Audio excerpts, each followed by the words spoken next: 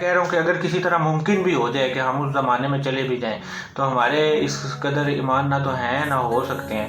ہم اگر 7 دفعہ دوبارہ بھی پیدا ہو کے اس دنیا میں آ جائیں تو ہم ان ہستیوں کے لیول تک ہماری رسائی ہوگی نہیں اگر ہم اس زمانے میں چلے جائیں, کیونکہ ہمارا مطلب جو مقدر و نصیب میں ہے وہ اس زمانے میں پیدا ہونا لکھا تھا. تو پھر ہم اس زمانے میں جا کے ان کی تعظیم تو قرآن اور حدیث سے ثابت ہے, وہ تو تم نے کرنی ہے, وہ ایمان کا حصہ ہے. ٹھیک ہے, ان کے بارے میں ایسی کوئی بات نہیں کرنی یا کرنا جو ہے وہ ثابت مجھے دکھا دیں کہیں سے ہے, تو پھر ہم کس بنا پہ یہ بات کر رہے ہوتے ہیں اور کس اس پہ بہاف پہ ہم یہ چیزیں کر رہے ہوتے ہیں. ٹھیک ہے, یہ میرا آپ سے بنیادی سوال ہے ساروں سے جو یہ کام یا یہ عمل کرتا ہے اور اس کو ٹھیک سمجھتا ہے. ٹھیک ہے, اب ہم جس کسی سے نفرت کرتے ہیں تو رب تعالیٰ نے آپ کو صاف بتا دیا. ٹھیک ہے, کہ اگر ان چیزوں کو میں ظاہر کرتا ہوں یا کر دوں تو پھر تم مکر جاؤ گے اور مکر جاتے ہو. ٹھیک ہے, اور پھر تم کہو گے کہ ہمارے لیے یہ کافی ہے جو ہمارے بڑے آباء و اجداد کیا کرتے تھے.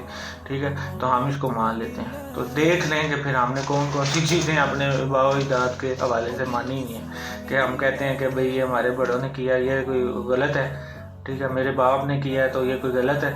باپ دادے کی تو یہاں بات ہی نہیں ہے. یہ بھائی دین اور اسلام ہے, یہ شریعت ہے. ٹھیک ہے, اس کو تم نے فالو کرنا ہے اپنے نبی کے طریقوں سے, اپنے اللہ کے احکامات سے.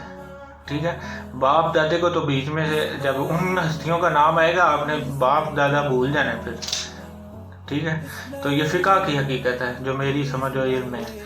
ٹھیک ہے, اور بیان کر دیا. اور فقہ کو حیثیت ایمان پر یا عقیدہ پر کتنی دینی ہے وہ سامنے لانے کی کوشش کی ہے. ٹھیک ہے, ہم کسی عالم یا کسی ایک فقہ کے مفتی اعظم کے بیان کیے گئے دین پر یا انحصار جو نہیں کر سکتے. رب تعالیٰ اتنی عقل ہمیں بھی عطا کی ہے جتنی ان کو کی ہے. ٹھیک ہے, اس عقل کا صحیح استعمال کر کے ہی ہمیں کوشش بھی کرنی ہے. ٹھیک ہے, اگر ہمیں کوئی مسئلہ پیش آتا ہے تو پہلے ہمیں خود تحقیق کرنی ہے. پہلے مولانا صاحب سے پوچھیں, پھر بھی اگر تسلی ہو نہ اور وہ آپ کے دل میں کوئی چیز باقی ہو تو پھر آپ خود تحقیق کریں. ٹھیک ہے, عربی سیکھنا کوئی بڑی بات نہیں ہے یا کوئی مشکل بات نہیں ہے. اگر ہم انگلش سیکھ سکتے ہیں تو ہمارے روزمرہ کے کام میں پاکستان میں ہر کام میں آپ کو انگلش نظر آ رہی ہے. ٹھیک ہے, کہیں کورٹ کچہری کا معاملہ ہے, آفیسز کا معاملہ ہے, آپ کو ایڈمن میں ہر جگہ آپ کو انگلش نظر آئے گی. تو ٹھیک ہے, اتنی ضروری انگلش ہم نے بنا لی ہے. تو اس کی جگہ عربک ہوتی تو کیا ہم عربک تک ہماری رسائی نہیں تھی یا ہم عربک سیکھ نہیں سکتے. ٹھیک ہے, جیسے مثال کے طور پہ عرب جو ہیں جن پہ یہ قرآن نازل کیا گیا ہے یا جن کی زبان میں قرآن نازل کیا گیا ہے وہ یہ بہانہ کر سکیں گے رب کے سامنے کہ ہمیں جو ہے قرآن سمجھ میں نہیں آیا؟ نہیں کر سکیں گے. تو پھر آگے رب نے اپنے بندوں کو یہ علم اور فہم دے کے جن کو یہ توفیق دی کہ وہ انہوں نے اردو میں جو ہے ترجمہ کی ہے, تفسیر بیان کی. ٹھیک ہے, کوئی ایک تو سچا ہے نا, سب جھوٹے تو نہیں ہیں. ٹھیک ہے, یا سب نے جو ہے ویسے جھوٹ تو نہیں باندھے نا. ٹھیک ہے, تو ان تفسیروں کو پڑھ کے یا قرآن کے ترجمے پڑھ کے ہم اپنی صحیح چیز تلاش نہیں کر سکتے جس کے بارے میں ہمیشہ کیا فہم ہو. ٹھیک ہے, جو ہمیں لگے کہ یہ قرآن و سنت کے خلاف بات ہے. ٹھیک ہے, اور سمجھ بھی آ رہی ہو کہ صاف صاف کہ یہ جو عمل ہے اس سے منع کیا رب نے یا اللہ کے نبی نے, اس کی تو انہوں نے تربیت یا تلقین کی ہی نہیں ہے, تو پھر ہم کس لیے کر رہے ہیں. ٹھیک ہے, اس بات کو ذہن میں رکھیں اور فقہ کو سمجھیں کہ فقہ کیا ہے.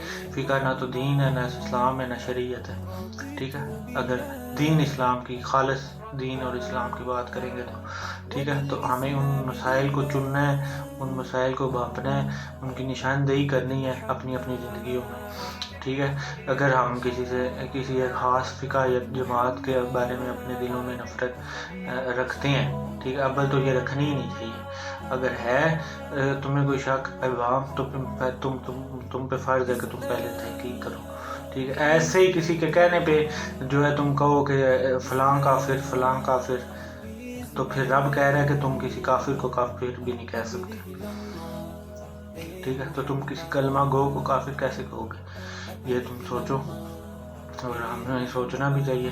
رب تعالیٰ ہم پر اور اس امت پر اور اس قوم پر اپنا خاص کرم اور رحم کرے اور اللہ تعالیٰ ہمیں توفیق دے عمل کی بھی. ٹھیک ہے, السلام علیکم.